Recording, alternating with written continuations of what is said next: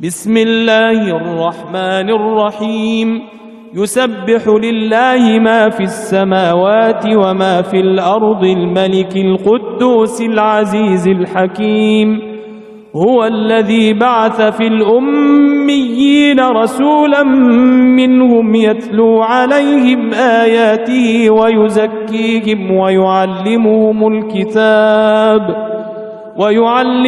الكتاب والحكمة وإن كانوا من قبل لفي ضلال مبين وآخرين منهم لما يلحقوا بهم وهو العزيز الحكيم ذلك فضل الله يؤتيه من يشاء والله ذو الفضل العظيم. In the name of Allah, the most gracious, the most merciful.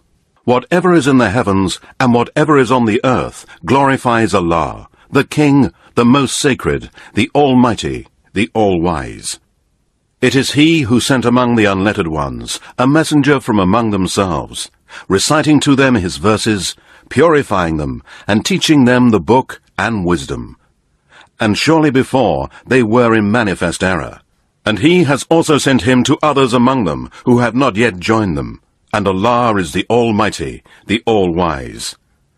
That is the grace of Allah, which He bestows upon whom He wills. And Allah is the owner of mighty grace. مثل الذين حملوا التوراة ثم لم يحملوها كمثل الحمار يحمل أسفارا بئس مثل القوم الذين كذبوا بآيات الله والله لا يهدي القوم الظالمين.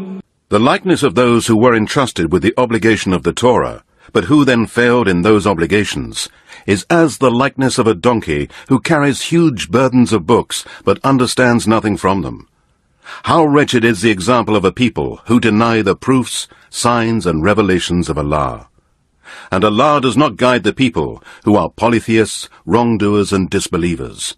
قل يا أيها الذين هادوا إن زعمتم أنكم أولياء لله من دون الناس فتمنوا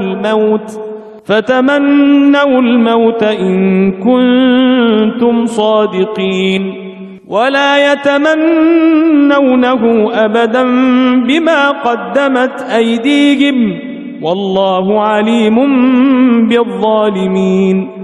Say, O Muhammad, O you Jews, if you pretend that you are the chosen people of Allah to the exclusion of all other mankind, then long for death if you are truthful. But they will never long for death, because of the deeds their hands have sent before them. And Allah knows well the polytheists, wrongdoers and disbelievers.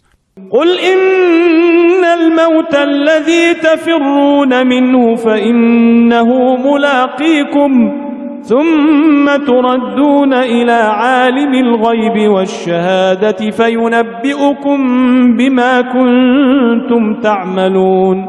Say to them, surely the death from which you flee will surely meet you. Then you will be sent back to Allah, the all-knower of the unseen and the seen. And He will tell you what you used to do. يا أيها الذين آمنوا إذا نودي للصلاة من يوم الجمعة فاسعوا إلى ذكر الله وذروا البيع ذلكم خير لكم إن كنتم تعلمون. فإذا قضيت الصلاة فانتشروا في الأرض وابتغوا من فضل الله واذكروا الله كثيرا لعلكم تفلحون. O you who believe, when the call is proclaimed for the prayer on the day of Friday, come to the remembrance of Allah and leave your trading. That is better for you, if you only knew.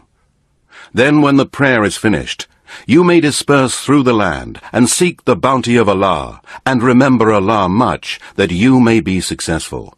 وَإِذَا رَأَوْا تِجَارَةً أَوْ لَهْوًا انفَضُّوا إِلَيْهَا وَتَرَكُوكَ قَائِمًا قُلْ مَا عِندَ اللَّهِ خَيْرٌ مِّنَ اللَّهْوِ وَمِنَ التِّجَارَةِ والله خير الرازقين.